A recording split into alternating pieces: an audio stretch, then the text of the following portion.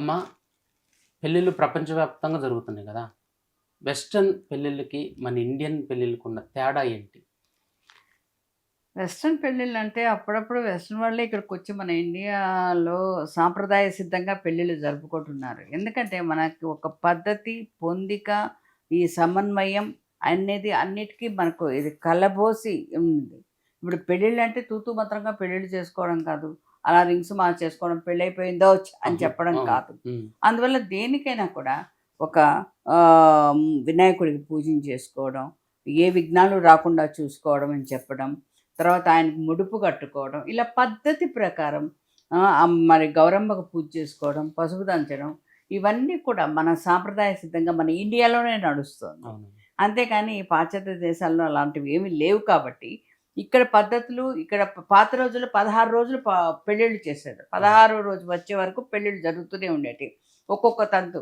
ఒక్కొక్క రోజు పూల చెండ్లని, ఒక్కో రోజు తలంబ్రాలని, ఒకరోజు ఒక్కొక్కటి ఆ సరదా సంబరాలనేది ఒక ఊరంతా ఆ ఇంట్లోనే ఉండి సంబరాలు చేసుకునేవాళ్ళు. అవును. ఇప్పుడంటే ఏదో ఒక ముహూర్తం టయానికి వెళ్ళడం, అక్కడ అక్షింతలు వేసేసేయడం, అక్కడి నుంచి ఏదో తినేసి రావడమే తప్పనించి, ఇది పెళ్ళా? ఇది పెళ్లి మంటపమా?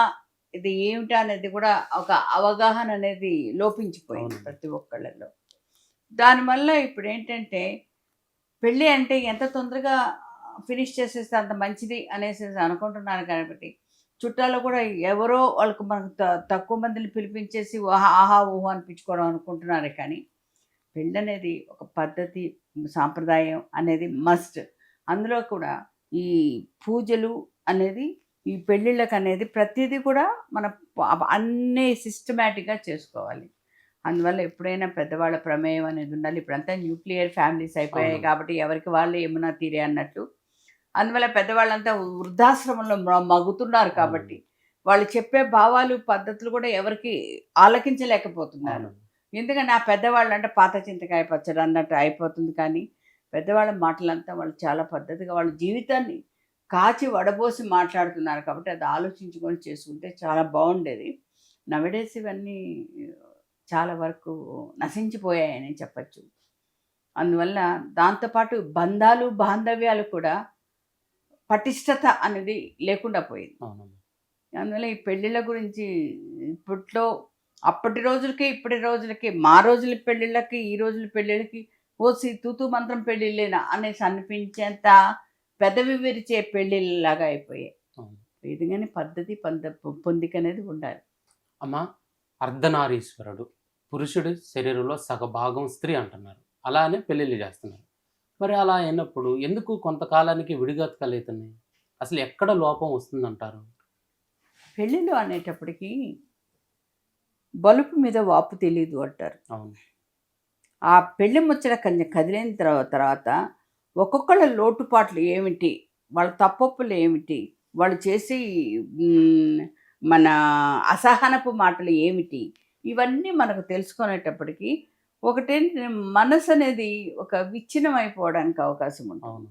అంతేకాకుండా ఇప్పుడేంటంటే ఈ రోజుల్లో ఒక సినిమాలు కానియండి, ఏది కానియండి, టీవీ సీరియల్స్ కానియండి అంతా శాడిజం. అంతా ఒక స్వార్థం. అంతా ఒక సైకో మెంటాలిటీస్. అలా రావడంలో కూడా మిగతా వాళ్ళలో కూడా ఒక అర్ధనారీశ్వరుడు భాగస్వామిని ఆమె ఈ పాత రోజుల్లో ఆమె బాధపడితే భర్త భరించలేడు, తట్టుకోలేడు అయన్నీ పాత రోజులు. హ్మ్. ఇప్పుడేంటంటే ఎంత హింసిస్తే, అంత ఏడిస్తే అంత ఆనందపడిపోయే రోజులు కూడా కొంతమంది మగాళ్ళల్లో కూడా క్రూరత్వం అనేది అవును. చోటు చేసుకుపోయింది. దానివల్ల ఏంటంటే, ఆ అమ్మాయి మనస్సేమిటి? అమ్మాయి మనస్తత్వం ఏంటి?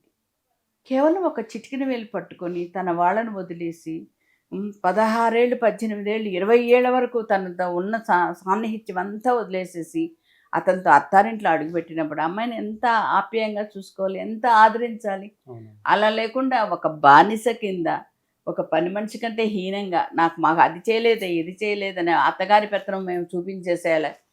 కూతుర్ని ఒక రకంగా చూసి, కోడల్ని ఒక రకంగా చూస్తే, ఆ అమ్మాయి మనసు కూడా ఎంత ఇదిగా ఆ భావన అనేది కొత్త ఇంటికి వచ్చామనే ఆ భయం అనేది ప్రతి ఒక్కళ్ళల్లో ఉంటుంది. ఆ భయం అనేది పారద్రోలాలి. ఆ అమ్మాయిని హక్కున చేసుకోవాలి.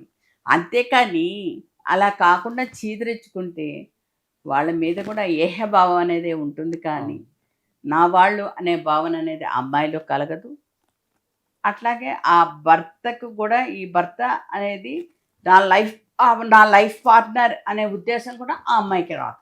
ఓకే.